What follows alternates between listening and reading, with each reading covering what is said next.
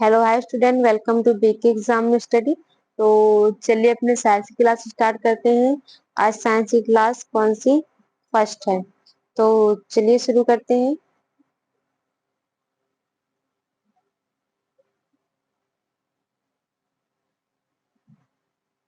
Question number first. किस दृष्टि दोष में व्यक्ति आसपास निकट की वस्तुओं को स्पष्ट रूप से देख सकता है लेकिन बहुत दूर की वस्तुओं को नहीं देख सकता है? Option A hypermetropia, option B myopia, option C मोतियाबिंद, ऑप्शन डी दृष्टि। यहाँ क्या है? वैष्णो।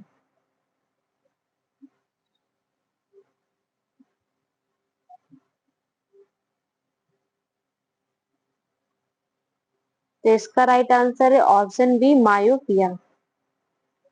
किस दृष्टि दोष में व्यक्ति आसपास निकट की वस्तुओं को स्पष्ट रूप से देख सकता है लेकिन बहुत दूर की वस्तुओं को नहीं देख सकता है? तो किस दृष्टि दोष से? मायोपिया दृष्टि दोष से। इस दोष को दूर करने के लिए इस दोष को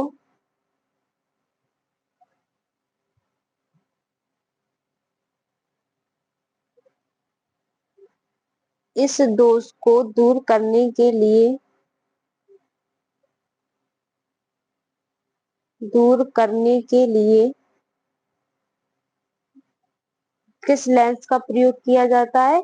तो अवतल लेंस का प्रयोग किया जाता है। अगर पूछे इस दोष को दूर करने के लिए किस लेंस का प्रयोग किया जाता है, तो अवतल लेंस का प्रयोग किया जाता है। Next question. Question number 2। निम्नलिखित में से किस में अर्थ, यहाँ पे क्या है? अर्धसूची अर्धसूची विभाजन होता है। ऑप्शन ए तनाशीर्ष, ऑप्शन बी परागकण, ऑप्शन सी पुंकेसर, ऑप्शन डी मूल शीर्ष। तो इसका राइट आंसर है ऑप्शन सी पुंकेसर। निम्नलिखित में से किसमें अर्धसूची विभाजन होता है? तो किसमें अर्धसूची विभाजन होता है? पुंकेसर। पुंकेसर पौधे का प्रजनन भाग है। पुंकेसर क्या है? पौधे का प्रजनन भाग है। पौधों का प्रजनन भाग है।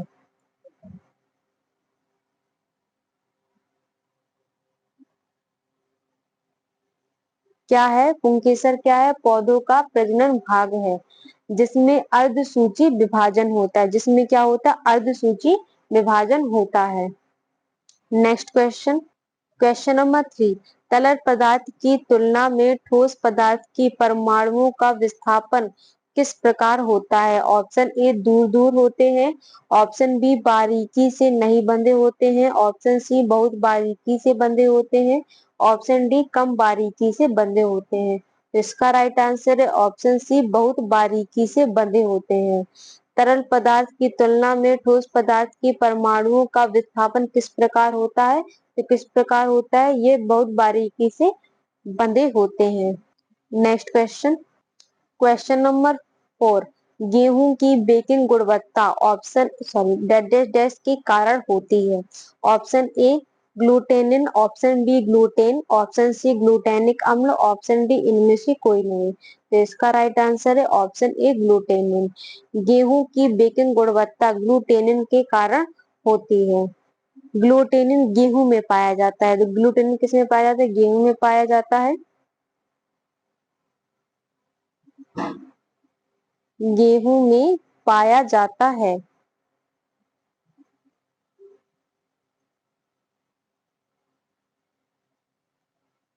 क्या है ग्लूटेनिन? गेहूं में पाया जाने वाला एक प्रकार का प्रोटीन है। क्या है? एक प्रकार का प्रोटीन है।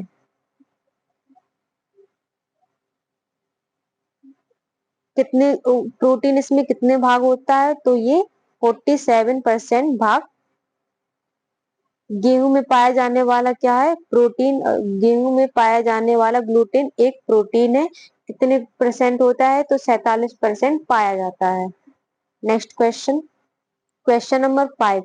एक लीटर पानी में कितनी कैलोरी होती है? Option A 25 calorie, option B 100 calorie, option D कोई कैलोरी नहीं होती है, ऑप्शन डी 10 कैलोरी। तो इसका राइट आंसर है ऑप्शन सी, कोई कैलोरी नहीं होती है। एक लीटर पानी में कितनी कैलोरी होती है? तो एक लीटर पानी में कोई कैलोरी नहीं होती है। Next question. और इसमें और आप लिख लेना, कैलोरी ऊर्जा की इकाई होती है। कैलोरी क्या होती है? ऊर्जा की इकाई होती है, ऊर्जा की इकाई। Next question. Question number 6।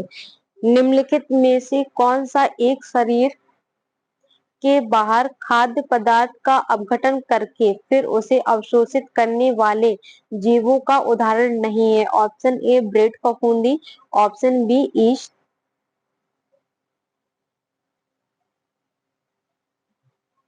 Option C mushroom, option D अमरबेल। तो इसका राइट आंसर है ऑप्शन बी अमरबेल।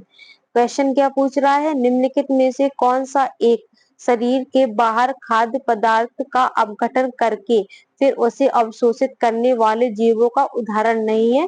तो क्या नहीं है? अमरबेल। ब्रेड फफूंदी इसका उदाहरण है, ईस्ट और मशरूम ये तीनों ही खाद्य पदार्थ के अपघटन के कारण अवशोषित करने वाले जीवों का उदाहरण है। जबकि अमरबेल क्या है? अमरबेल एक पीले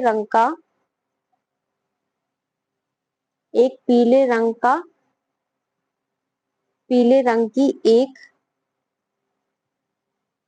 लता है। क्या है? पीले रंग की एक लता है जो बबूल, कीकर तथा बेर पर लिपटी रहती है। किस पे लिपटी रहती है? बबूल, कीकर और बेर पर लिपटी रहती है। किस पर लिपटी रहती है? बेर पर लिपटी रहती है। यह एक शाकीय परजीवी है। क्या है? यह एक शाकीय परजीवी है, शाकीय परजीवी है। Next question.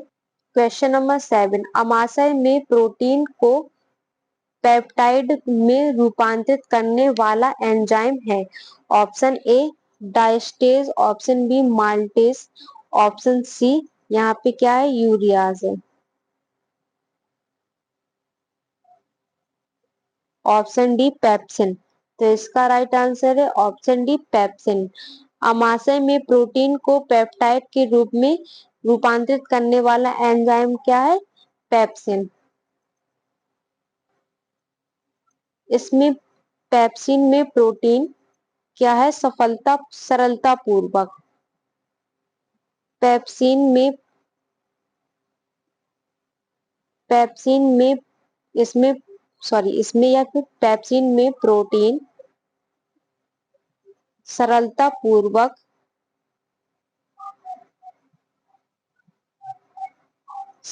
पूर्वक आंतों द्वारा अवशोषित की जाती है। किसके द्वारा की जाती है? आंतों द्वारा अवशोषित की जाती है।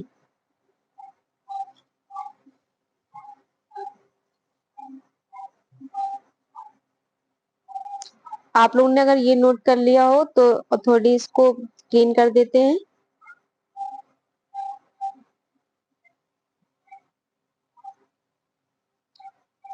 कुछ पॉइंट लिखने हैं। यह यूरियाज क्या है? यह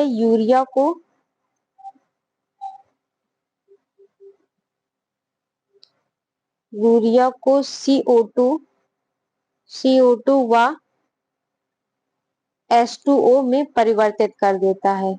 H2O में परिवर्तित कर देता है। यूरियाज क्या है? यूरिया को CO2 व H2O में परिवर्तित कर देता है। माल्टेज क्या है? यह ग्लू माल्टेज या माल्टोज माल्टेज यह माल्टोज को ग्लूकोज में परिवर्तित कर देता है। किस में परिवर्तित कर देता है? ग्लूकोज में परिवर्तित कर देता है। नेक्स्ट क्वेश्चन, सॉरी, और डायस्टेज का और लिख लेना। डायस्टेज क्या है? Diastase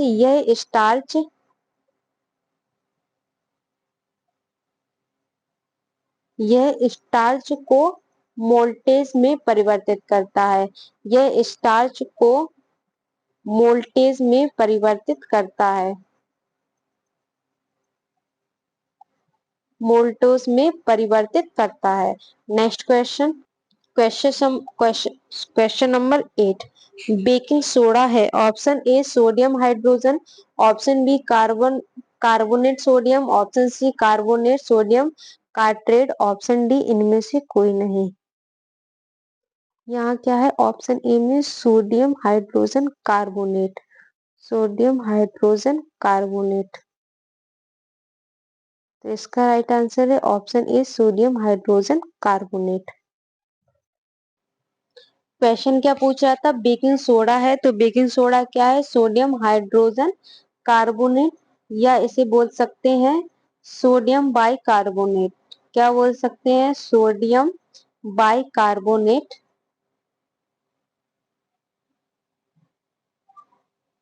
sodium bicarbonate. इसका क्या होता है? NaHCO3 होता है। Next question, question number 9। विद्युत धारा की एसआई इकाई क्या है? Option A watt, option B volt, option C candela, option D ampere. यहाँ पे क्या है? एम्पियर। तो इसका राइट आंसर है ऑप्शन डी एम्पियर। विद्युत धारा की एसआई इकाई क्या है? तो विद्युत धारा की एसआई इकाई क्या है? एम्पियर।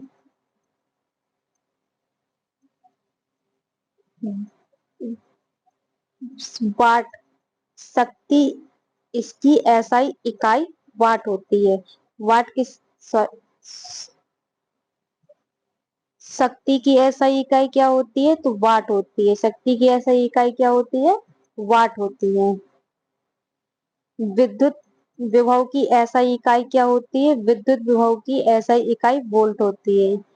विद्युत विभव की एसआई इकाई क्या होती है? विद्युत विभव की एसआई इकाई क्या होती है? तो ये वोल्ट होती है। और कैंडला,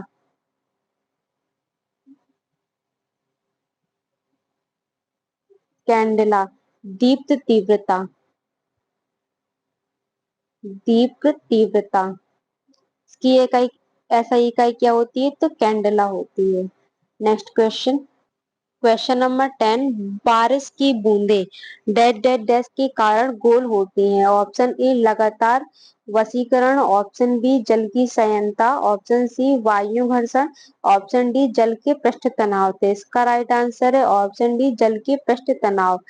बारिश की बूंदें जल के पृष्ठ तनाव के कारण गोल होती हैं। Next question, question number 11। गुप्त ऊष्मा को मापा जाता है। ऑप्शन ए जूल प्रति किलोग्राम में, ऑप्शन बी जूल प्रति ग्राम में, ऑप्शन सी डिग्री सेल्सियस में, ऑप्शन डी किलोग्राम सेंटीमीटर तीन में। तो इसका राइट आंसर है ऑप्शन ए जूल किलोग्राम, जूल प्रति किलोग्राम में। गुप्त ऊष्मा को किससे मापा जाता है? तो जूल प्रति किलोग्राम से मापा जाता है। Next question, question number 12। Hydrogen परमाणु की प्रमाणित त्रिज्या है। Option A 37 pm, option B 27 pm, option C 47 pm, option D 70 pm। तो इसका राइट आंसर है ऑप्शन बी 27 pm। हाइड्रोजन परमाणु की प्रमाणित त्रिज्या क्या है? तो प्रमाणित त्रिज्या क्या है? 27 pm इसकी प्रमाणित त्रिज्या है। हाइड्रोजन की खोज कब हुई थी? तो इसकी खोज हुई थी 1766 में। हाइड्रोजन की खोज कब हुई थी? 1766 में इसकी खोज हुई थी। और किसने की थी? तो ये हेनरी हेनरी कैवेंडिश ने की थी। किसने की थी? हेनरी कैवेंडिश ने इसकी खोज की थी 1766 में। नेक्स्ट क्वेश्चन, क्वेश्चन नंबर 30 मानव हृदय में दाएं हिस्से में ऑप्शन ए ऑक्सीजन युक्त रुधिर होता है, ऑप्शन बी मिश्र रुधिर होता है, ऑप्शन सी डी ऑक्सीजाइनेट रुधिर होता है, ऑप्शन डी रुधिर नहीं होता है। तो इसका राइट आंसर है ऑप्शन सी डी ऑक्सीजेनेट रुधिर होता है। मानव हृदय में दाएं हिस्से में क्या होता है? डी ऑक्सीजेनेट रुधिर होता है। Next question,